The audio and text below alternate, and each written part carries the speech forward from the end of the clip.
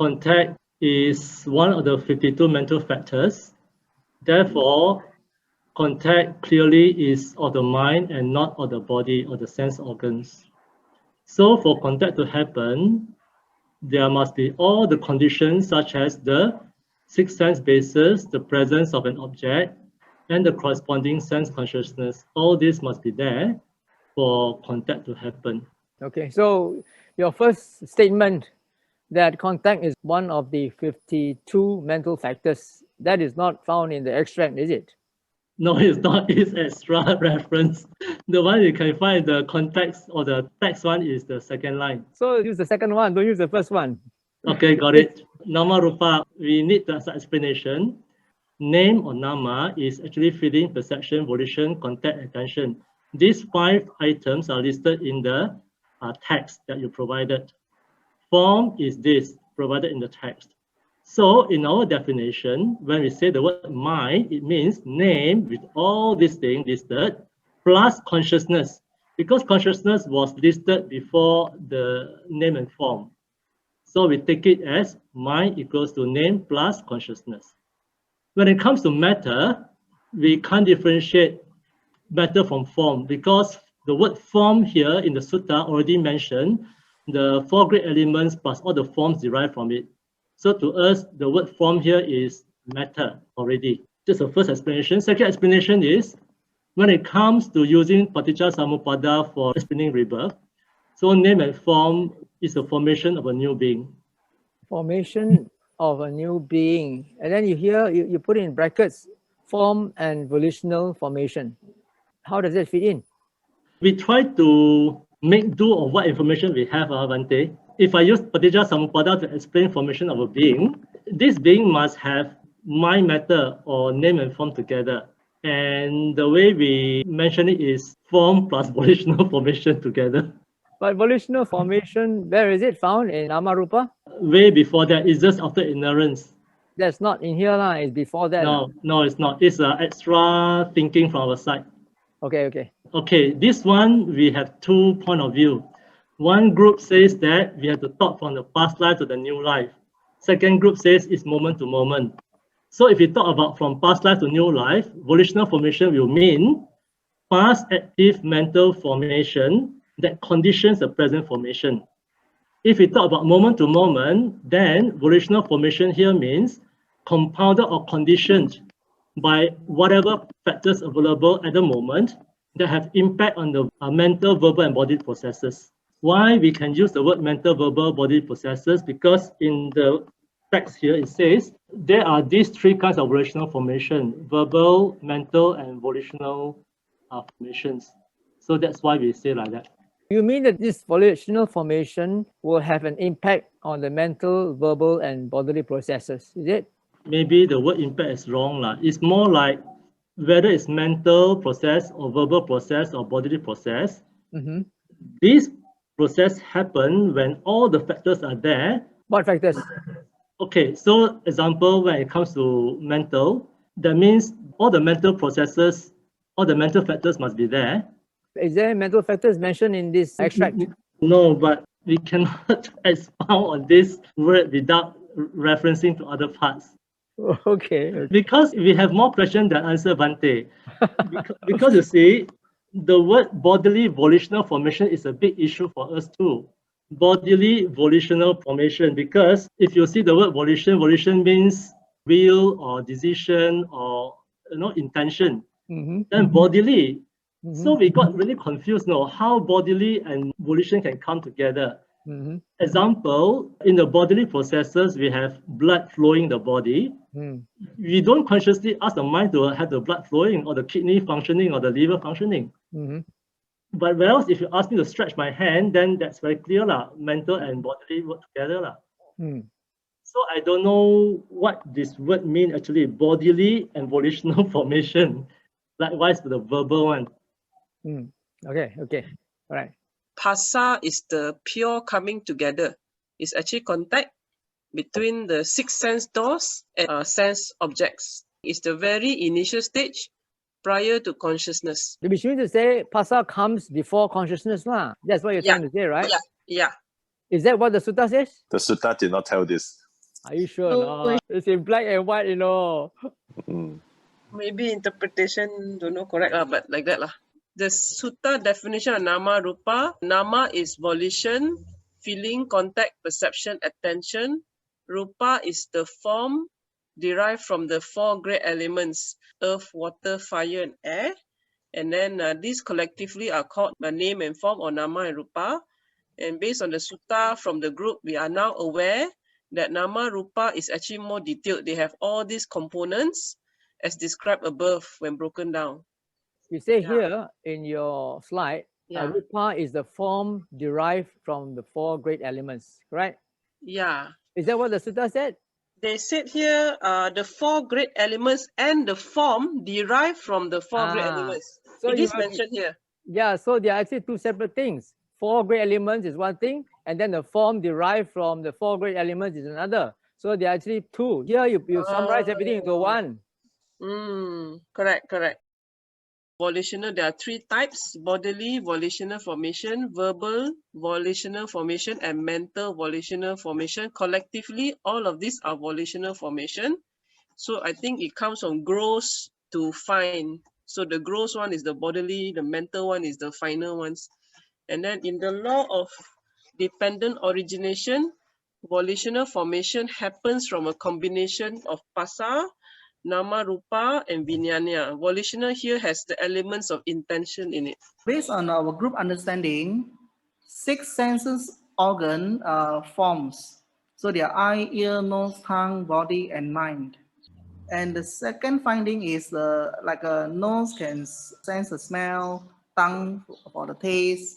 And the third one is consciousness arise between the sense organ and the object. That's what our understanding in question 1. What do you understand by the word phassa as a contact? Contact means what? Contact means like a nose can sense the smells. Okay, B, how is the sutta definition of nāma-rūpa? Okay, based on the conventional, mind is invisible, whereas the matter is visible.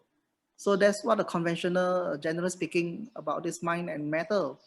But according to Sutta, Rupa is body, the Nama consists of 4 components. So they are feelings, perception, Saṅkhāra, and consciousness. Are you sure or not? How was Nama defined in that particular extract? According to the extracts, there are 4 components in the Nama. Where did this come from? From the group discussion, Mante. Not from the Sutta? Yeah, from the Sutta, is it? Are you sure? The 5 aggregates. We are not talking about the aggregates yet. We are talking about in this particular sutta in the context of law of dependent origination. Anyway, never mind. Go on. Part C, how do we understand volitional formation as a translation of Saṅkhāra? Our group finding is Saṅkhāra is a mental formation. It's like a will action. It can be known as a karmic factors. And in Paccika Samuppada, ignorance is the condition for the Saṅkhāra. So, and Saṅkhāra arises due to the ignorance. That is our finding, Bhante. You said something mental, right? Yes. But then here, in its definition of Saṅkhāra, in this sutta extract, it says that it is bodily volitional formation, verbal volitional formation, and mental volitional formation. So it's not just mental, right? It's also verbal and bodily as well. Oh, we cover 3 aspects, right? Yeah, but you said it's only mental. Oh, that means we miss out the other 2. Okay. Okay. All right. Thank you. Our answer is phassa is the contact. Contact is sense experience. It involves the coming together of an object and its senses organ. Example is eyes and color, ears and sounds, nose and smell, tongue and taste, body and sensation, mind and touch. You only have 2, only object and sense organ. How about the consciousness? What happened to it? The context where it happened is including the 6 senses bases and sense objects and the consciousness. It's not in your PowerPoint, right? Yeah. Okay, you missed that out. B is nāma-rūpa. Yes. In Sutta, nama is feelings, perception, relation, contact, attentions. And rupa is the 4 elements and form derived from the 4 great elements. Okay. And for the common, we just understand mind is just our thinking. And the matter is maybe the objects or the material or body that can be seen and touched, only of the object. So Okay. mind matter is the I and self. Mm. So mind matter is a superficial terms to describe something which is more than meets the eyes. So that description makes it easier to think about it as anatta. It challenges our perception of what we learn from young of the self. Okay, then we come to C, the volitional formation. As we know, it's the second link in the law of dependent origination. So the volition formation in the form of bodily action, speech, and touch, and have karmic force, conditioned by ignorance. It is the second link in the law. Just we tell. The volitional formation, conditional rebirth is karma. Contact means the coming together of the sense object, the sensitive part of the relevant sense base, and the relevant sense consciousness, which is three together, not the first two and then followed by sense consciousness. That's the contact. Mind in conventional sense means it encompasses the four aggregates, okay, the feeling, perception, volitional formations, as well as consciousness. And under that, there is also language, memory, emotions, a wide range of mental abilities. Whereas nama has only feeling, perception, and certain components of Saṅkhāra. That is the volition, contact, and attention only. You see, under Saṅkhāra, there are many other factors, whereas it only has volition, contact, and attention, mental factors only. So the word mind is more appropriately used for humans because humans have the language abilities and emotions and so on. Whereas nāma-rūpa is better suited for sentient beings, okay, because it would encompass all beings with matter as well as those feeling, perception, and volition, attention, and contact. For C, the word Saṅkhāra means the bodily, verbal, and mental formations that arise as a result of ignorance. The Saṅkhāras have karmic potential and it is active. The contact only comes when sense base, the object, and the consciousness arrive at the same time. Only these three conditions meet, then the contacts happen. And the sense base is a very corresponding, means eyes to color, hear to sounds, and it resulted in conveying a clearer image to our senses. We find that the nāma-rūpa compared to the mind matters, the nāma-rūpa is very refined. Rupa, it will tell us four elements, and the nama, it will tell us we have feelings, we have perceptions, and so on. So we find that nāma-rūpa is better. And if we want to say, we will say mind and form. Volitional formations, after studying the suttas, is very detailed that actually the formation will have bodily formation, verbal formation, and mental formation. And the formations, in terms, it will lead us to rebirth. I want to say about the second point. After the refined explanation of nāma-rūpa, we find that it is better for us to understand it is very impersonal. Means it's a nature. After study and you contemplate, you will use more or less non-self because it's more for impersonal. Everybody will have the same kinds of nāma-rūpa. Contact happens at each of the 6 sense bases: eye, ear, nose, tongue, body, and mind. For contact to arise, we need sense base, sense object, and sense consciousness. So 3 things. So that's a translation of phassa. For part B, rupa as in the text in page 3, rupa is actually matter, which is 4 great elements, and the form derived from the 4 great elements. Whereas nama, as in page 3, refers to feeling, perception, volition, contact, and attention. In our normal language, when we say mind and matter, in other contexts, mind refers to feeling, perception, volition, and consciousness. When we compare mind and nama in the next line, you can see that there is a difference between nama and mind, and the difference is consciousness. So in mind, we have this item, consciousness, whereas in nama, we don't have. So nama is not the same as mind. So nama does not include consciousness. Therefore, nāma-rūpa is not equal to mind and matter.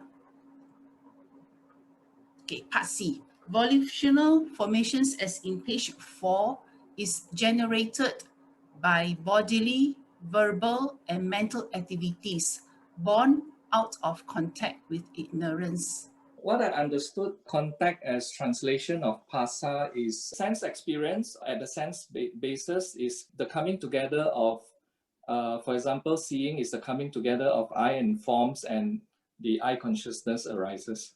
And the same for the other 5 sense bases. For the sutta definition of nāma-rūpa, as in Sutta in Law of Dependent Origination, the sutta definition of nāma-rūpa is name and form. And it defines name as feeling, perception, volition, contact, and attention. And this is what is called name in the sutta. And the sutta called form as the 4 great elements, and the form derived from the 4 great elements. Whereas the popular understanding of mind and matter is basically from the 5 aggregates. The feeling, perception, volitional formation, and consciousness is understood as mind, and the form is understood as matter. Or even in the 6 sense bases, the mind base is understood as mind, and the other 5 sense bases are the body. Basically, in the Sutta of Law of Dependent Origination, it defines volitional formations in terms of 3 modes: the bodily volitional formation, the verbal volitional formation, and also the mental volitional formation. So the Law of Dependent Origination is mainly the 3 modes of volitional formations: bodily, verbal, and mental. Contact to us is the meeting together of sense object, sense base, and the correspondence consciousness. Contact is the origin of experience. It is impossible that one would experience anything without contact, may it be pleasant, unpleasant, or neutral. Contact is one of the nutriments for the maintenance of the beings that have already come to be and those about to come to be. In the sutta, nama consists of feeling, perception, volition, contact, and attention.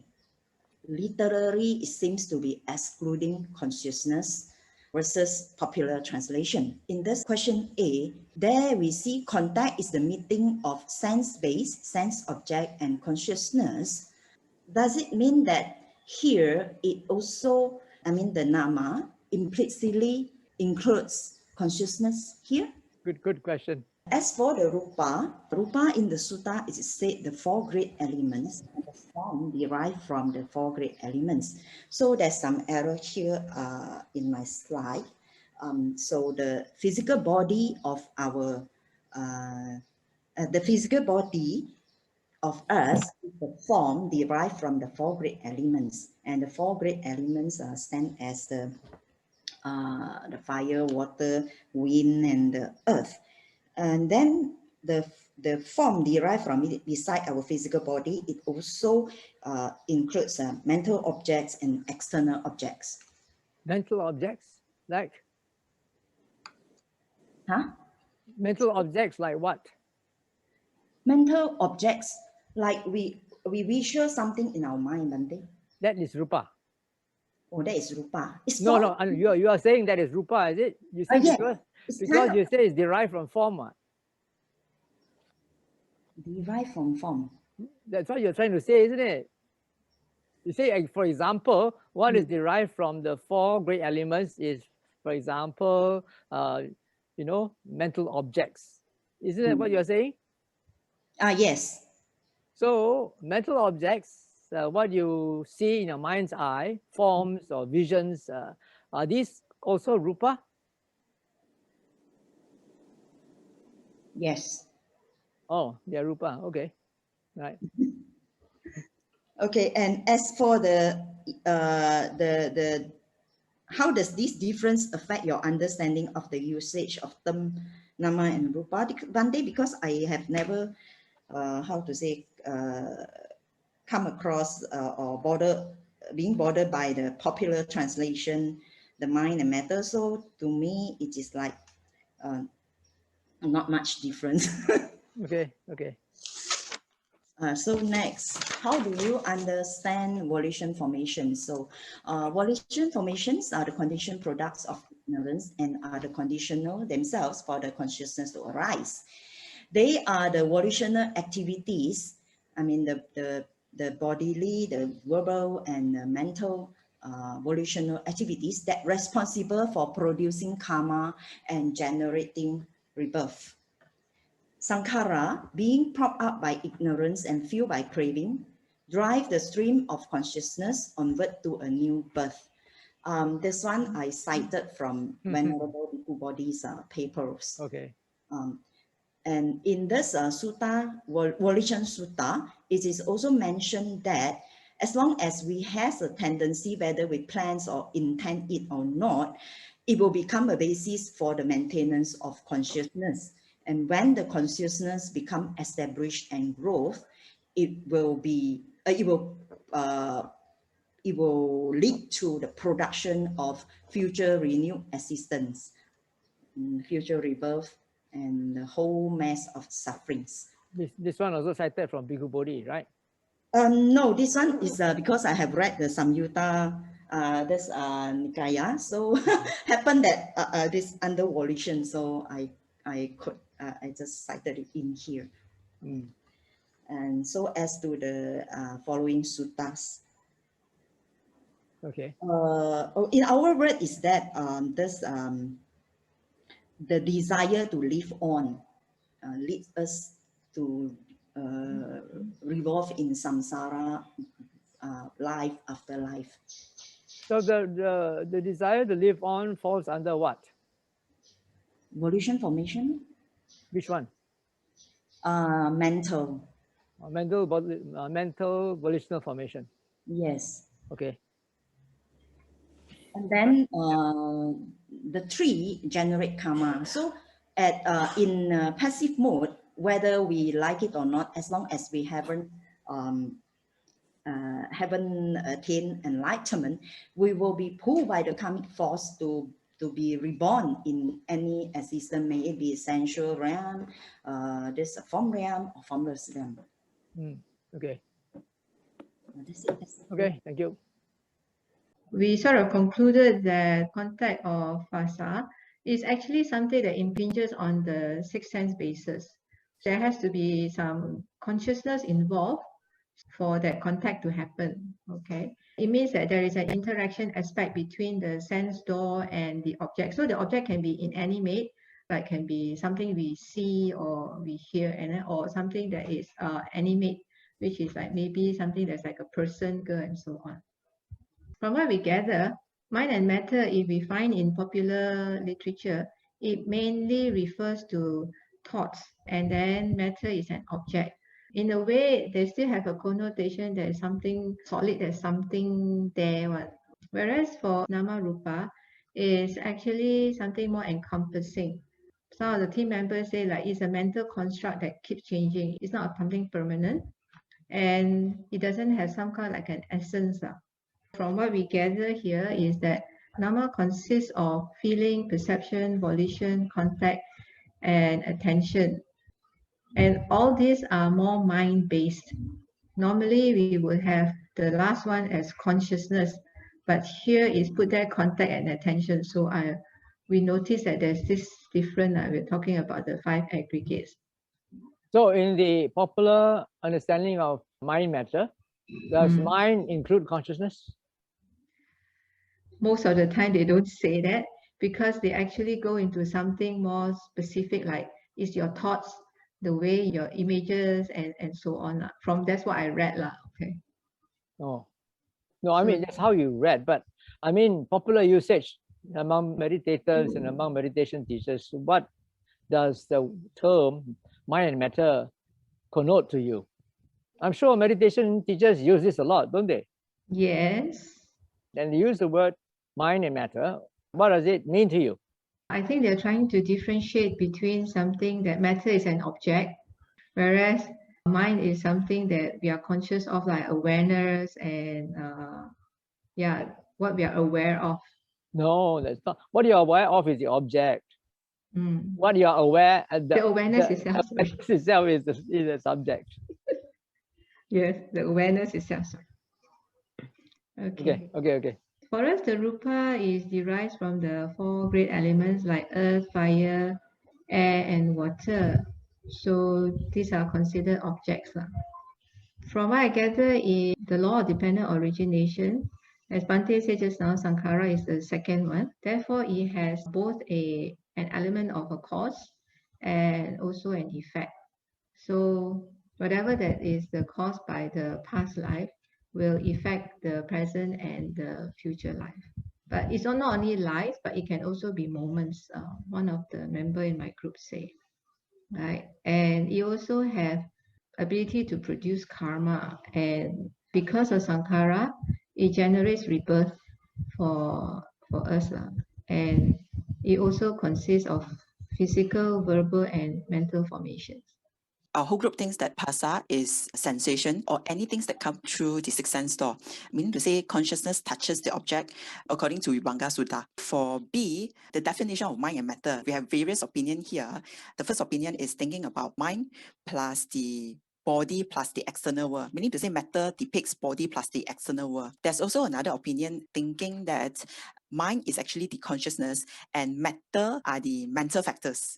So in terms of nāma-rūpa that we can see from here, rupa, it is more of like the four great elements, but nama is actually the four aggregates in terms of mental. So then in terms of nama, there is also another opinion thinking that nama is actually the five aggregates, but it is from the mental perspective, meaning to say even the rupa, it is also one of the mental factors. Then how rupa was being defined under these circumstances, it is four great elements, the external world, plus form the body.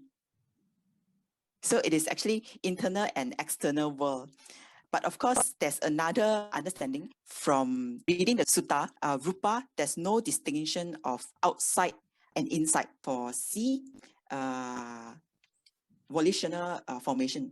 So to us, volitional formation is cetana, where there is a strong action, be it physical, verbal, or mental. So mean to say the moment there is cetana, there is karma. So when there's karma, then there will be relevant vipaka. So mean to say here, it is more towards an intention. But of course, there is also opinion thinking that when there is cetana, not necessarily there will be vipaka. Like for example, Arahant, there's still actions or speech, but there's no more resultant that comes with it. So then hence, that's why that comes into line number 2, volitional formations. Cetana is more from a mental perspective. It is karma, but it is through kaya or vaci, meaning to say through body or speech, that action has been conducted, then hence there's so-called the relevant vipaka. But coming back to the case of Arahant, right, when there is cetana, but then there is no vipaka that comes with it. Even though when there's cetana, it is actually karma. So that means that the law of karma doesn't apply. Okay, so then one last part for me, it is more of like cetana can be conditioned. No, you haven't answered my question. You say the Arahants also have cetana, but they have no results. So that means that it's contrary to the law of karma, isn't it? Karma is the law of cause and effect, right? So there's a cause, but there's no effect. May I invite the sister who has this opinion to share? Yeah, sister. Actually, I wasn't really means that an arhat didn't have a vipaka. I just don't really want to use the vipaka word to exchange with the word karma. Actually, I wasn't playing with the word vipaka because I am not talking about vipaka here. So what I mean is like there's a Chetana, there's Chetana is karma. But that's what I mean. Oh, that's what you meant. So you mean to say that the Arahant doesn't have Chetana? I wasn't talking about Arahant anymore. Oh, no, you're not talking about Arahant. You're talking about... No, I just want to point out that when there's a Chetana, there's a Vachi and Kaya karma. So there's karma when there's Chetana, right? Yeah, Chetana ham vikave karma vadana. Yeah, correct. So I was talking about that statement. Oh, okay. I don't know. So I don't know how the other sister understood what you said, because it seems like she said something else. Okay, never mind. Thank you, Bante. Okay. To me, contact is a mental impression. That means it's like you must have the 6 sense base first. That's your internal, your eye, your nose. After that, you must have the external sense object. That means you must have see something, just like your eye. You have an eye, then you see something. And then the consciousness part is like the seeing part, which is more to the mind matters. Are you suggesting that it is a linear process? That you must have the eye base first, and then the eye object, and then only consciousness will arise? Yeah. Oh, in a linear process now, one after another, is it? Yes. They mean, is these 3 you must so-called like you must have these 3 items before you talk about contacts. That means contact actually is in between, which you must have a form, and then after that, the feeling or so-called the mind matters come in. Feeling, mind matter. Form, contact, feeling, something like that. I don't know where the feeling came from. Anyway, never mind, go on. To us, mind and matter can be separated, and also if you talk about the sequence, it started with the mind and then you go further. That means it's like the mind is like I think, therefore I am. That means you have the mind, and then after that there will be a so-called end result. So for nāma-rūpa is, of course, we know rūpa is 4 great elements, and nama consists of feeling, perception, intention, contacts, and attention. That means there are more components and more is like interconnected.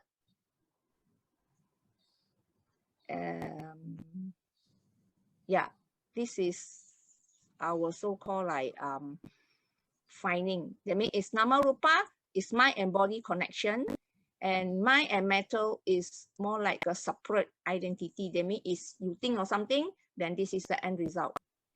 That means it's basically is two different things. But nāma-rūpa is a continue. They mean condition. They mean condition each other. Wait a minute. Your mind and matter, you say mind is the effect, is it? And then matter is the result. Did you say that? Yeah. So matter is not the 4 elements. The 4 great elements. Is it the 4 great elements or not? No. No, it's not. No. So what is it? Bante, you're saying 4 great elements is the water. Yeah. My understanding is no. So if, what is matter then? You said it's the result of mind. Matter is, that means is something is done, which is like things happen, you know. That means is you think of something, then this is the result you get. So it's a result. I see. So yeah. So mind and matter is cause and effect. Something like that. To me. How about your group? What does the group say? My group says I think my group not really talk about define the body and mind. Yeah, we're not really, because short of time. Okay. Go on to the next one. Okay, so C is in the context of law of independence. Independence. Because if we talk about law of dependent origination, dependent origination, so volatile nation formation, that means Saṅkhāra is that means is after the ignorance and before the consciousness. So basically here is talk about intention. When you have the Saṅkhāra here is basically is an intention. Because ignorance basically is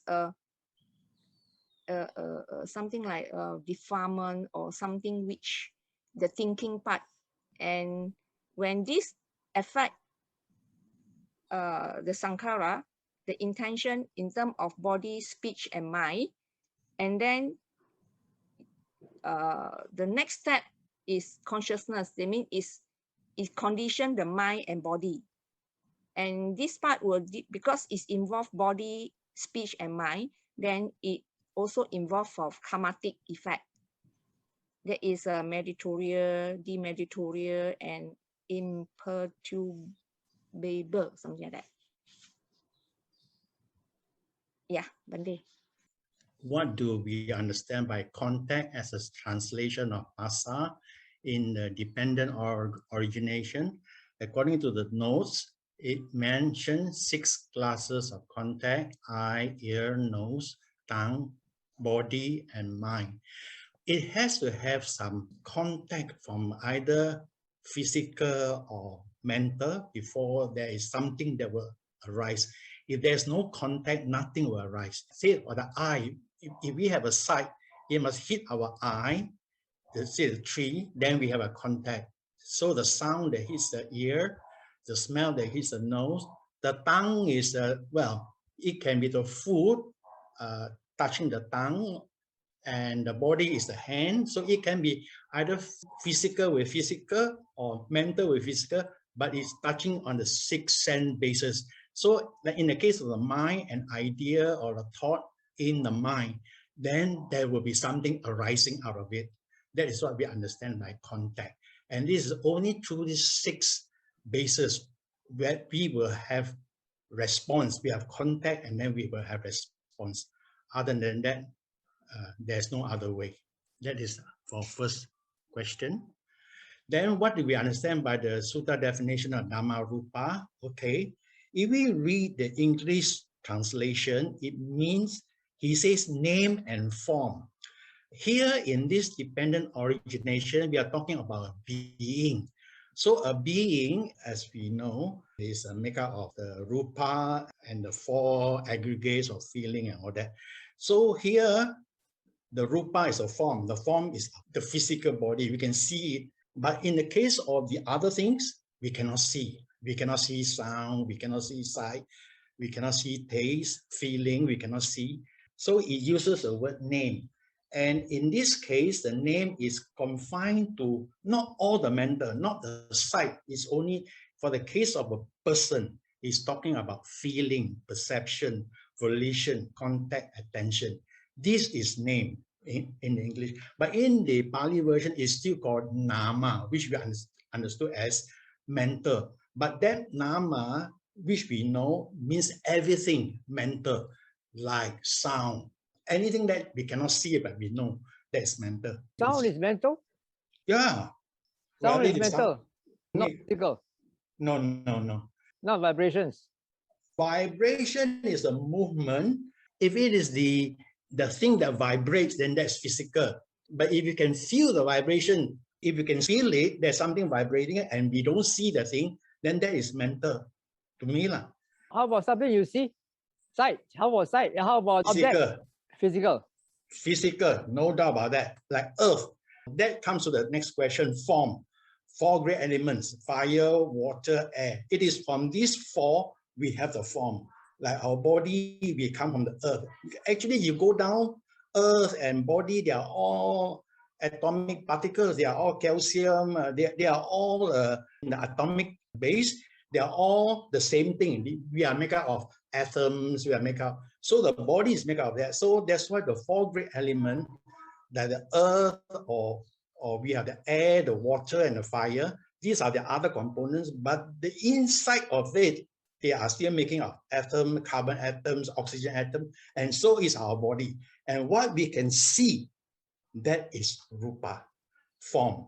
And what we cannot see is all mental, but in the case of a person in this particular sutta, it refers to name. Normally we call it mental, but he called it name to differentiate that it is only up to here, it only confined to feeling, to perception, volition, contact, and attention. Feeling, like here he says name, just like Bhante says, vibration. If I don't see it, it is feeling. I feel it, so it is name. So that's how I will understand. The third one, he says, what do you understand by volition formation as a translation of Saṅkhāra in the context of the law of dependent? In this particular dependent origination, volition formation, there are three kinds: bodily volition, verbal, and mental volition. These are called volition. Volition is something we have intention, something we want. So in the first two, the bodily and the verbal, is like in our 5 precepts: we don't steal, we don't kill, and we don't lie. Lie is verbal, sexual misconduct is bodily, but it must have the intention, the mental part of it. That is the one that makes it a volitional. If you don't have the intention to kick the dog, then that is not intention. It is just a bodily movement. So these how can your leg kick the dog if you don't have intention? Well, I don't mean to harm him. I may be accidentally kick it, or I may not even know I kick it. So if I don't know I kick it, I have not done harm. I have no bad volition. No, sometimes we all do things we don't even know. So these are just only bodily action. It doesn't come under this class, because in here, the most important, the one that is causing all the problem, it is the mental volition, as I can understand. And it is that that have the bad defilements, that because of one. Because we have another verse that says that the mind precedes everything. You know, we are talking about the horse, what the bullock cart and the hooves and the shadow. So the mind precedes. So if the mind can do good, do bad, is the mind. But if the mind that does bad, that is the volition part. And that is the part that plays a very big role in our dependent origination, because it's a cause of our suffering, and it's also the cause of our karma, causing our karma and our rebirth. And it goes on until towards the end. And to me, that if after we respond negatively, and there is a birth and there's a decay, and then we have all the suffering, and we still don't get the wisdom, we will still come back to ignorance, and again it will repeat in the cycle of birth. Only with wisdom we can overcome the ignorance, then we will stop it. That's our views. Okay, thank you. Okay.